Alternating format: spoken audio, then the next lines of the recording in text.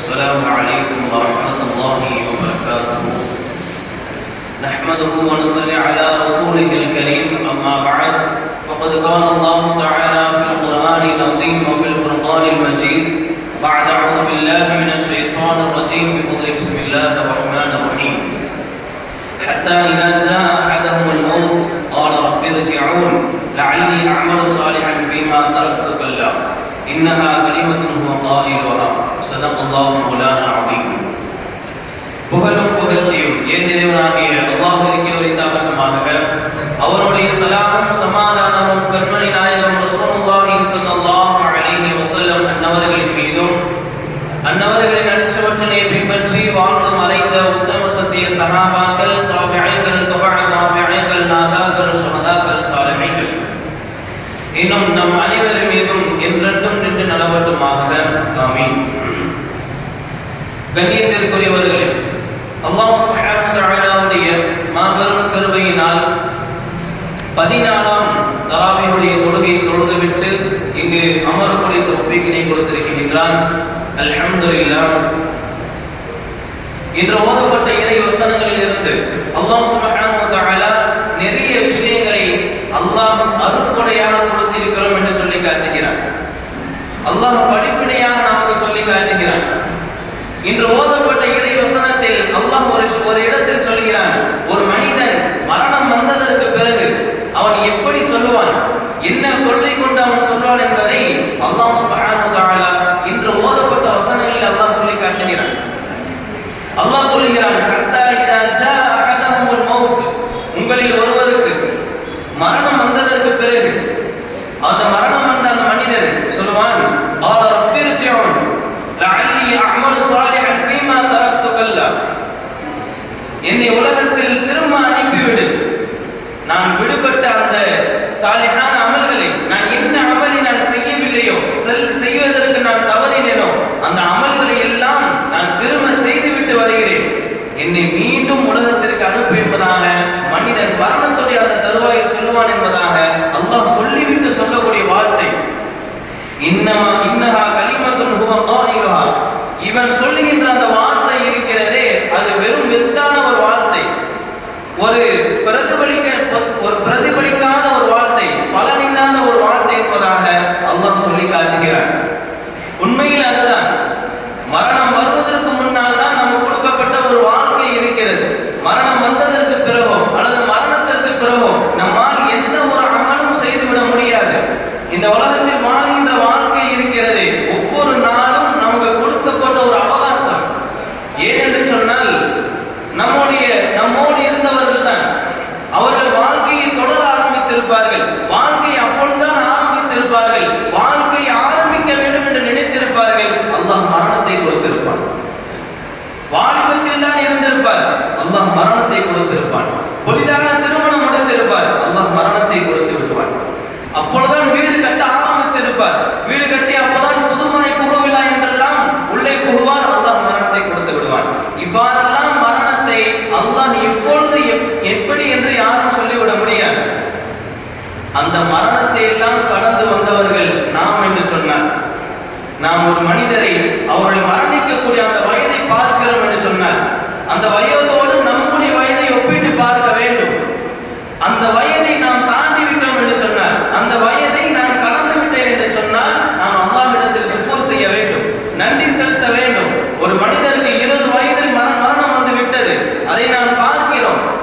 நம்முடைய வயது 26, 30 என்று ஆகிவிட்டால் அல்லது அதனை விட்டும் கடந்து இருக்கிறது என்று சொன்னால் அல்லாஹ் இப்படி ஒரு மரணத்தை நமக்கு கொடுக்கவில்லை.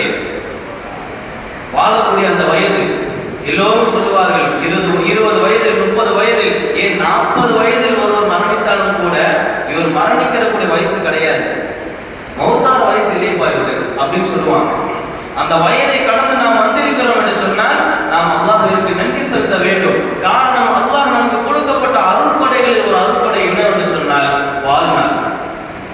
நமக்கு கொடுக்கப்பட்ட வாழ்க்கை இருக்கிறதே, அல்லாஹ் நமக்கு கொடுத்த ஒரு மிகப்பெரிய ஒரு மகத்தான ஒரு அருட்கொடை என்பதாக குர்ஆனும் ஹதீஸும் நமக்கு விளக்கி காட்டுகிறது.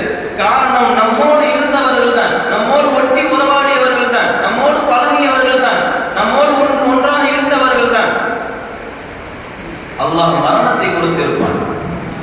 இந்த மரணங்களை பார்க்கின்ற நாம், அல்லாஹ் நமக்கு ஒன்றே ஒன்று தான் சொல்கிறான், இந்த மரணம் உனக்கு நான் கொடுக்கவில்லை, அதற்காக வேண்டி நீ என்னிடத்தில் நீ மீண்டு வா, என்னிடத்தில் நீ தௌபா செய், என்னிடத்தில் நீ அமல்கள் செய், இபாதத்துகள் செய், உனக்கு கொடுக்கக்கூடிய ஒவ்வொரு நாளும் நான் உனக்கு அவகாசமாக கொடுக்கிறேன் என்பதைத்தான் ஒவ்வொரு மரணமும் நமக்கு ஒரு படிப்பினையாக எடுத்துரைக்கிறது.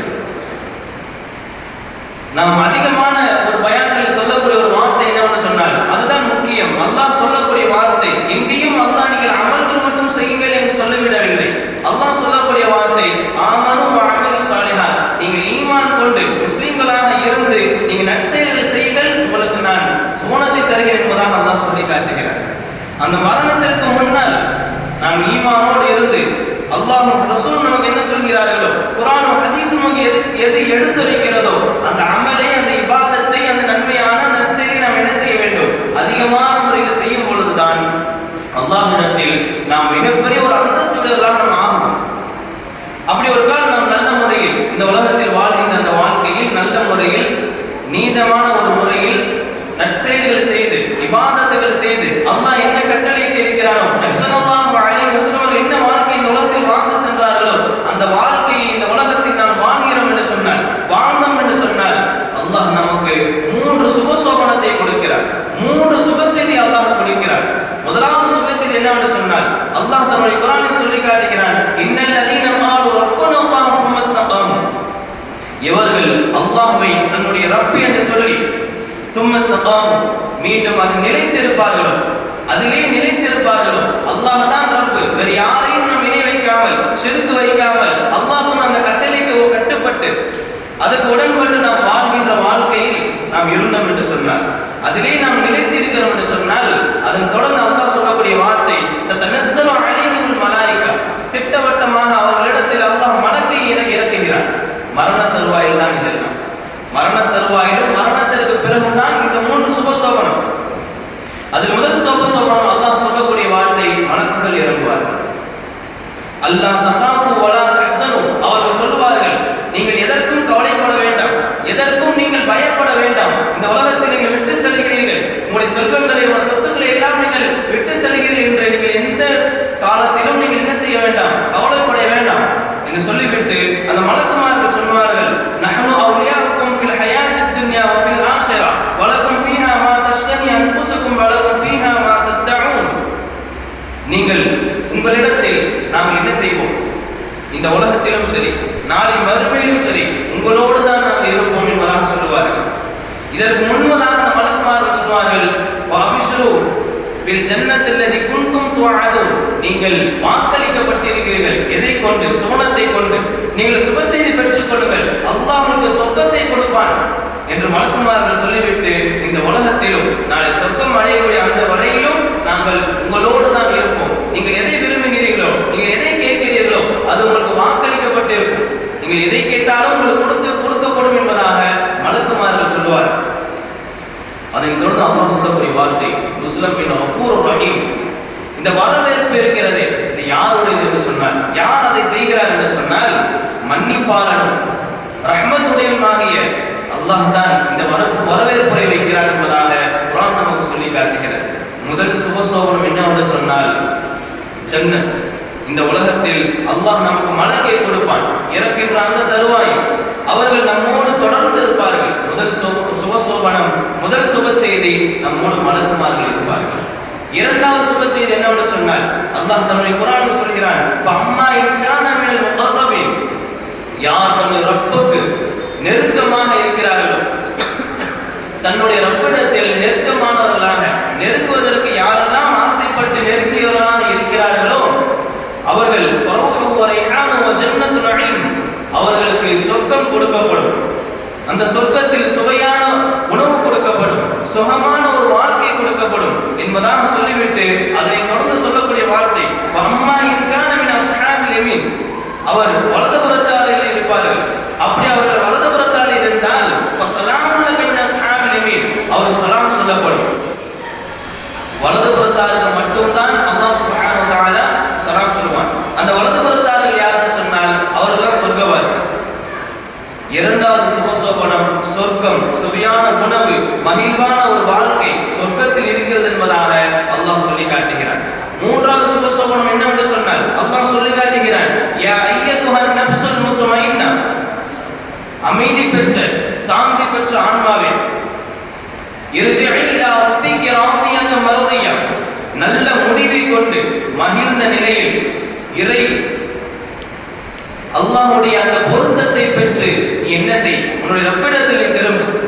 அந்த ரூஹுக்கு சொல்லப்படும், உயிர் உடலை விட்டும் உயிர் பிறந்ததற்கு பிறகு அல்லாஹ் சொல்லக்கூடிய வார்த்தை, மகிழ்ந்த நிலையில் நல்ல முடிவை கொண்டு இறை நெருக்கத்தை பெற்று இறை பொருத்தத்தை பெற்று நீ ரப்பிடத்தில் திரும்பு என்பதாக சொல்லப்படும். அதனை தொடர்ந்து என்ன சொல்லப்படும் என்று சொன்னால், ஃபதுஹுலி ஃபி இபாதி, நல்லடியாரோடு இணைந்து விடு, வதுஹுலி ஜன்னதி, சொர்க்கத்தில் நுழைந்து விடு என்பதாக சொல்லப்படும். இப்படி மூன்று சுபசோபனம் நாம் இந்த உலகத்தில் வாழ்கின்ற வாழ்க்கையில் ஆமனு வ அமிலு ஸாலிஹாத், ஈமான் கொண்டு நற்செயல்கள் செய்து இருந்தோம் என்று சொன்னால் அல்லாஹ் ரசூல் நமக்கு என்ன சொல்லி தந்திருக்கிறார்களோ, குர்ஆன் ஹதீஸ் நமக்கு எதை கற்றுத் தருகிறதோ அது போன்று நாம் வாழ்க்கையை வாழ்ந்தோம் என்று சொன்னால் அல்லாஹ் மூன்று சுபசோபனம். முதல் சுபசோபனம் என்னவென்று சொன்னால் மலக்குமார்கள், இரண்டாவது சொர்க்கம், சுவையான உணவோடு சுகமான ஒரு வாழ்க்கையோடு உள்ள ஒரு சொர்க்கம், மூன்றாவது நல்ல முடிவு, இறை பொருத்தம். இந்த மூன்று விஷயமே எப்பொழுது கிடைக்கும் என்று சொன்னால் இந்த உலகத்தில் அல்லாஹ் சொன்னது போல் வாழ்ந்து என்னென்ன இபாதத்துகள் இருக்கிறதோ அந்த அனைத்து இபாதத்துகளை செய்யும் பொழுதுதான் இந்த சுபசோபனம் கிடைக்கும் என்பதாக அல்லாஹ் சொல்லி காட்டுகிறார். இந்த காலத்தை பற்றி, இந்த நேரத்தை பற்றி, இந்த வாழ்நாளை பற்றி நபி ஸல்லல்லாஹு அலைஹி வஸல்லம் அவர்கள் நிறைய ஹதீஸ்களை சொல்லி இருக்கிறார்கள். ஹஸரத் அபூ ஹுரைரா রাদিয়াল্লাহு அன்ஹு அறிவிக்கக்கூடிய ஒரு ஹதீஸ், நபி அவர்கள் சொல்லி காட்டினார்கள், அஅமாரு உம்மத்தி மா பைன 60 இலா 70, என்னுடைய உம்மத்தினுடைய கால அளவு இருக்கிறதே 60க்கும் 70க்கும் இடைப்பட்ட காலம்தான் என்று சொல்லிவிட்டு நபி அவர்கள் சொன்னார்கள், வஅகல்லுஹும் மை யஜூஸு தாலிக, இந்த வரம்பை கடப்பவர்கள் மிகவும் குறைவானவர்கள் என்பதாக நபி ஸல்லல்லாஹு அலைஹி வஸல்லம் அவர்கள் சொல்லி காட்டினார்கள். உண்மையில் இந்த ஹதீஸை நாம் விளங்கிக் கொள்ள வேண்டும். 60க்கும் 70க்கும் மத்தியில் தான் வாழ்க்கை என்று சொல்லுகிறார் நபி ஸல்லல்லாஹு அலைஹி வஸல்லம் அவர்கள். இந்த உலகத்தில் நாம் பார்க்கிறோம், அதற்கு முன்பதாகவே எத்தனையோ மரணங்களை நாம் பார்க்கிறோம். குழந்தை பிறக்கும் பொழுதே மரணம் அடைந்து விடுகிறது.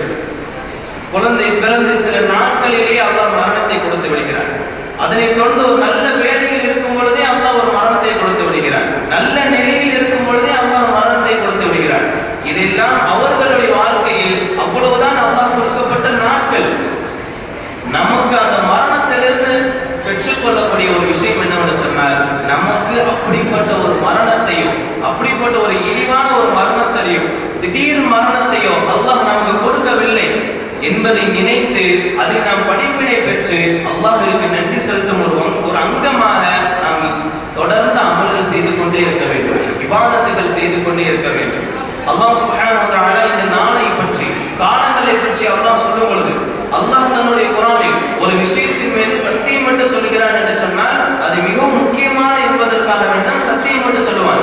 அப்படி சத்தியம் என்று சொல்லக்கூடிய விஷயங்களில் ஒன்றுதான் காலம். அல்லாஹ் சொல்கிறான், வல் அஸ்ர், காலத்தின் மீது சத்தியமாக சொல்கிறான், வல் லைல் வல் துஹா, பகலின் மீது சத்தியமாக, இரவின் மீது சத்தியமாக, வஷம்சி, சூரியன் மீது சத்தியமாக.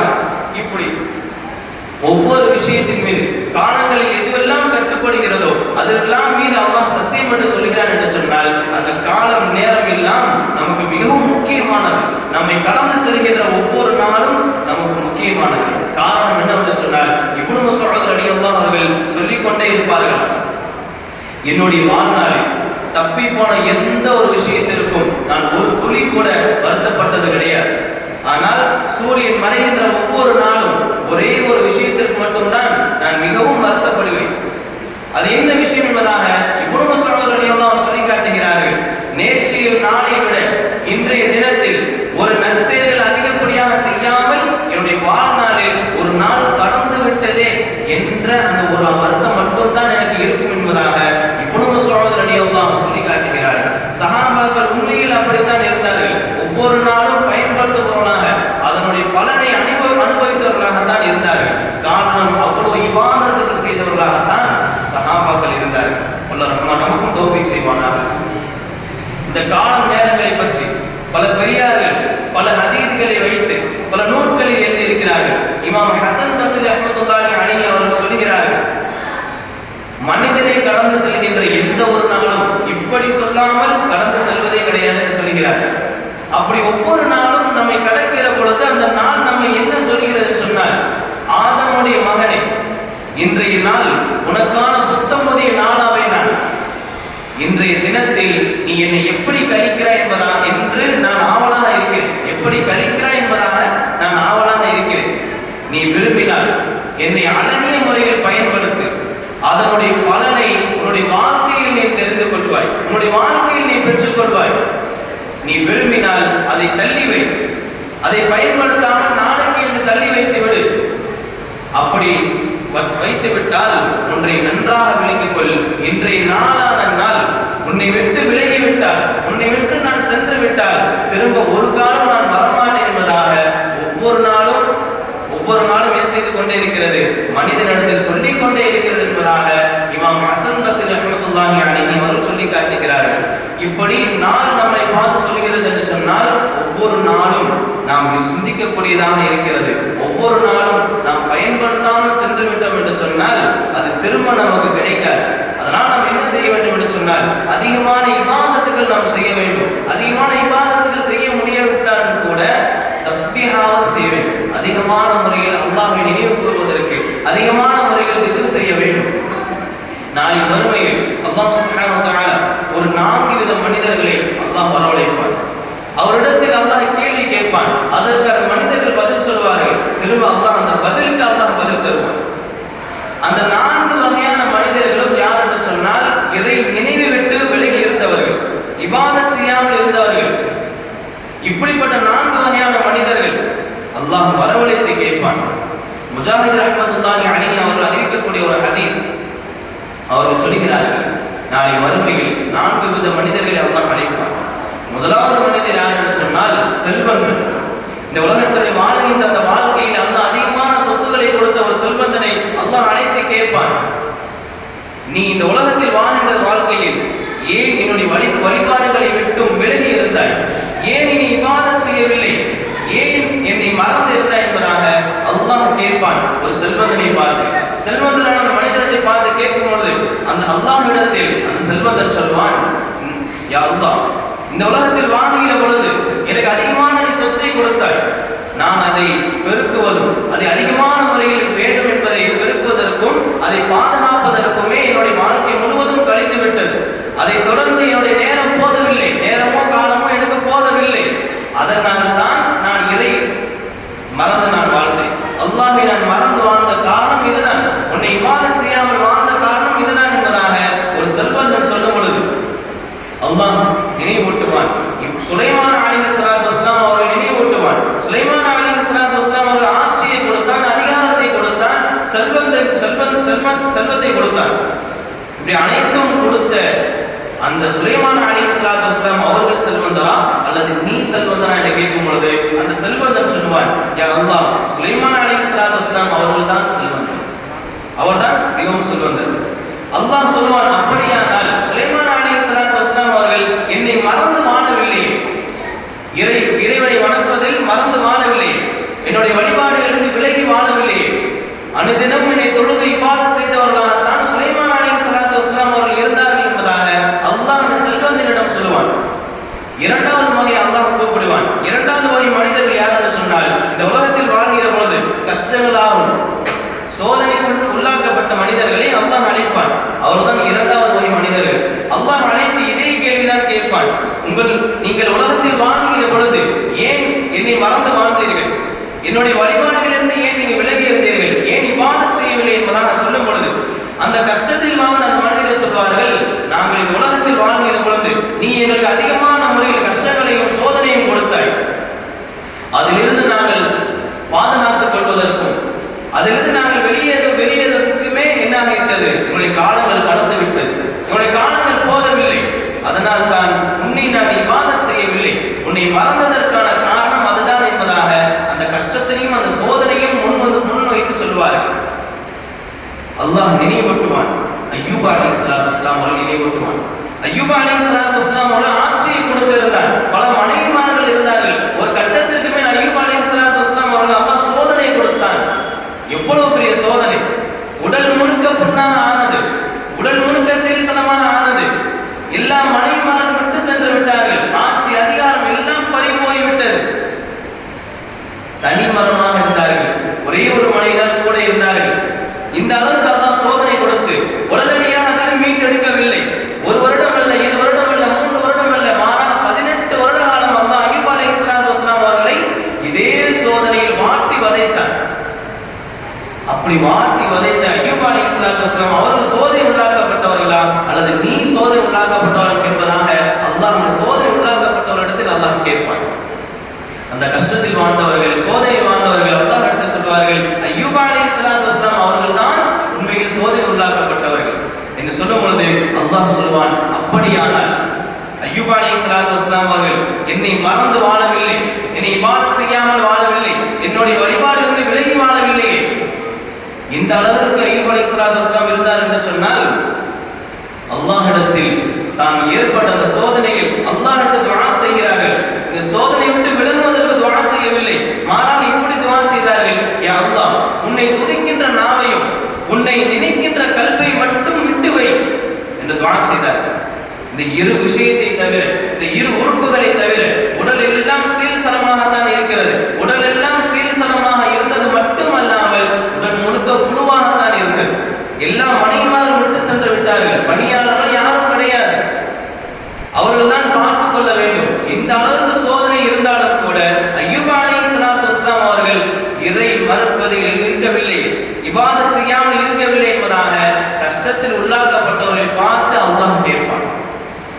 3வது வகை மனிதர் யார் என்று சொன்னால் அடிமைகள். இந்த உலகத்தில் வாழக்கூடிய வாழ்க்கையில் அடிமைகளாக இருந்தவர்கள், எஜமானுக்கு கீழே பணியாளர்களாக வேலையாட்களாக இருந்தவர்களை அல்லாஹ் அழைப்பான். அவர்களை அழைத்து அல்லாஹ் கேட்பான், ஏன் என்னை இபாதத் செய்யவில்லை, என்னுடைய வழிபாடுகளில் ஏன் நீங்கள் விலகி இருந்தீர்கள் என்பதாக கேட்கும் பொழுது அந்த அடிமையாக இருந்த அந்த பணியாட்கள் எல்லாம் சொல்வார்கள், யா அல்லாஹ், நாங்கள் உலகத்தில் வாழ்கிற பொழுது எங்களை அழகிய தோற்றத்தை கொடுத்தாய், அதனால் நாங்கள் என்ன செய்யப்பட்டோம், சோதனைக்கு உள்ளாக்கப்பட்டோம், அதிலிருந்து நாங்கள் பாதுகாக்கப்பட்டோம். சோதனைக்கு உள்ளாக்கப்பட்டு அதிலிருந்து பாதுகாத்துக் கொள்வதற்கே இவன் நேரங்கள் காலங்கள் சரியாக இருந்தது. வேலை செய்வதற்குமே இவன் நேரங்கள் காலங்கள் சரியாக இருந்தது. வேலை செய்வதனால்தான், வேலை செய்ததினால்தான் நாங்கள் இறை மறுப்பதில் இருந்தோம். அதை தொடர்ந்து இவ்வாறு செய்ய முடியவில்லை. உன்னை மறந்ததன் காரணம் அதுதான் என்பதாக அந்த அடிமைகள் பணியாட்கள் சொல்லும் பொழுது அல்லாஹ் சொல்லுவான், அல்லாஹ் நினைவூட்டுவான். யூசுப் அலைஹிஸ்ஸலாத்து வஸலாம் அவர்கள் நினைவூட்டுவான். யூசுப் அலைஹிஸ்ஸலாத்து வஸலாம் அவர்கள் அவ்வளவு பெரிய அழகை கொடுத்திருந்தார். உலகத்தினுடைய பாதி அழகு யூசுப் அலைஹிஸ்ஸலாத்து வஸலாம் கொடுத்திருக்கும் பொழுதும் கூட அதனை தொடர்ந்து யூசுப் அலைஹிஸ்ஸலாத்து வஸலாம் அவர்களுக்கு அந்த அழகை வைத்து மிகப்பெரிய ஒரு சோதனை கொடுத்தார். அந்த சோதனை எல்லாம் சகித்து பொறுமையாக வாழ்ந்தவர்கள் யூசுப் அலைஹிஸ்ஸலாத்து வஸலாம் அவர்கள். அடிமையாக இருந்தார்கள் வாலிப பருவத்தில். சிறு வயதிலிருந்து வாலிபத்தை அடையும் வரைக்கும் என்ன செய்தார்கள், அடிமையாக இருந்தார்கள். அதனை தொடர்ந்து சோதனை கொள்ளாக்கப்பட்டு சிறையில் அடைக்கப்பட்டார்கள். பல வருட காலம் சிறையில் தான் இருந்தார்கள். அதன் பிறகுதான் ஆட்சி அதிகாரத்தை கொடுத்தார். அப்படி இருக்க யூசுப் அலைஹிஸ்ஸலாத்து வஸலாம் அவர்கள் அடிமையா, அவர்கள் சோதனை உள்ளாக்கப்பட்டவர்களா அல்லது நீங்கள் சோதனை உள்ளாக்கப்பட்டவர்களா கேட்கும் பொழுது அந்த அடிமைகள், அந்த பணியாளர்கள் சொல்வார்கள், யா அல்லாஹ், யூசுப் அலைஹிஸ்ஸலாத்து வஸலாம் அவர்கள் தான் சோதனைக்கு உள்ளாக்கப்பட்டவர். அல்லாஹ் சொல்லுவான், அப்படியானால் யூசுப் அலைஹிஸ்ஸலாத்து வஸலாம் அவர்கள் அவ்வளவு நாங்கள் சோதனையை கொடுத்தும் கூட அவர் என்னை மறந்த நிலையில் இருக்கவில்லை, என்னை இபாதத் செய்யாமல் இருக்கவில்லை, என்னை தொழாமல் இருக்கவில்லை என்பதாக அல்லாஹ் அவர்களை பார்த்து திரும்பவும் கேட்பான். 4வது வகை மனிதர்கள் யார் என்று சொன்னால் ஏழைகள். அந்த ஏழைகளை அல்லாஹ் வரவழைத்து கேட்பான், நீங்கள் ஏன் என்னை மறந்து வாழ்ந்தீர்கள், என்னுடைய வழிபாடுகள் ஏன் நீங்கள் விலகி இருந்தீர்கள், என்னை ஏன் இபாதத் செய்யவில்லை என்பதாக அல்லாஹ் அந்த ஏழைகளை பார்த்து கேட்கும் பொழுது அந்த ஏழைகள் சொல்வார்கள், நாங்கள் இந்த உலகத்தில் வாழ்கின்ற வாழ்க்கையில் எங்களுக்கு நீ பசி, பட்டினி, வறுமை இது போன்ற எல்லா விஷயம் கொண்டு சோதித்தாய். அதிலிருந்து நாங்கள் மீண்டு கொள்வதற்கும், அதிலிருந்து நாங்கள் வேலை செய்து எங்கள் உணவை தேடிக் கொள்வதற்குமே எங்களுக்கு எங்களுடைய வேலை சரியாக இருந்தது, என்னுடைய கால நேரங்கள் எல்லாம் சரியாக இருந்தது.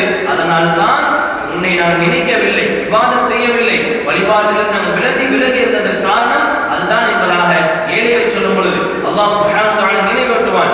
ஈசா அலைஹிஸ்ஸலாத்து வஸலாம் அவர்கள் நினைவூட்டுவான்.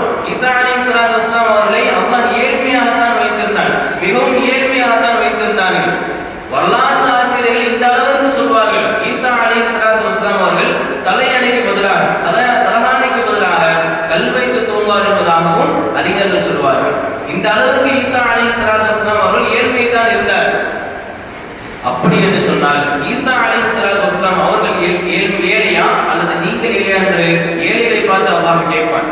அதனை தொடர்ந்து அந்த ஏழைகள் சொல்வார்கள், யா அல்லாஹ், ஈசா அலைஹிஸ்ஸலாத்து வஸலாம் அவர்கள் தான் மிகவும் பெரிய ஏழை என்று சொல்வார்கள். அதனை தொடர்ந்து அல்லாஹ் சொல்வான், அப்படியானால் இந்த உலகத்தில் வாழ்கிற பொழுது ஈசா அலைஹிஸ்ஸலாத்து வஸலாம் அவர்கள் இறை நிராகரிப்பில் இல்லை, என்னை மறந்த நிலையில் இல்லை, இபாதத் செய்யாமல் இருக்கவில்லை, என்னை வணங்காமல் இருக்கவில்லை என்பதாக ஏழைகளை பார்த்து அல்லாஹ் கேட்பான்.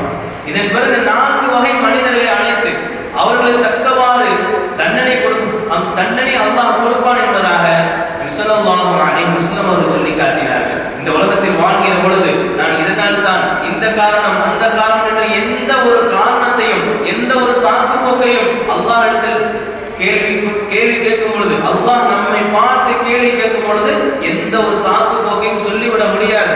அதைத்தான் இந்த ஹதீஸ் நமக்கு உணர்த்துகிறது. நாம் ஏழையாக இருந்தாலும் செல்வந்தனாக இருந்தாலும் அடிமையாக பணியாட்களாக இருந்தாலும் என்ன செய்வோம்? அல்லாஹ்விடத்தில் விசாரிக்கப்படுவோம். என்ன கேள்விக்கும் அல்லாஹ்விடத்தில் நாம் பதில் சொல்ல முடியாது. நாம் என்ன செய்ய வேண்டும் என்று சொன்னால், இந்த உலகத்தில் வாழ்கின்ற பொழுது நாம் கொடுக்கப்பட்ட ஒவ்வொரு நாளும் நமக்கு கொடுக்கப்பட்ட அவகாசம் என்று எண்ணி அல்லாஹ்விடத்தில் அதிகமான முறையில் திக்ர் செய்ய வேண்டும். அல்லாஹ்விடத்தில் அதிகமான முறையில் என்ன செய்ய வேண்டும்? இபாதத், நல்ல அமல்கள் செய்ய வேண்டும். ஸல்லல்லாஹு அலைஹி வஸல்லம் அவர்கள் இந்த காலத்தை பற்றி சொல்லும் பொழுது, லா தஸப்புத்தஹர், நீங்கள் காலத்தை திட்டாதீர்கள், காலத்தை நீங்கள் ஏசாதீர்கள். ஃபஇன்னல்லாஹு ஹுவத்தஹர், நிச்சயமாக அல்லாஹ் தான் காலமாக இருக்கிறான். காலத்தை ஏற்றுபவனாக, அதை ஏற்றுபவனாக அல்லாஹ் தான் இருக்கிறான் என்பதாக நபி ஸல்லல்லாஹு அலைஹி வஸல்லம் அவர்கள் சொல்லி காட்டினார்கள். நாம் வாழ்கின்ற பொழுது நமக்கு என்ன சோதனை வந்தாலும், எந்த காலகட்டத்தில் நமக்கு சோதனை வந்தாலும் அந்த நேரத்தை நாம் என்ன செய்ய வேண்டும், என்ன செய்யக்கூடாது, அதை நாம் திட்டக்கூடாது. ஏனென்று சொன்னால் காலத்தை இயக்குபவன், காலத்தை உருவாக்கியவன் அல்லாஹ் தான்.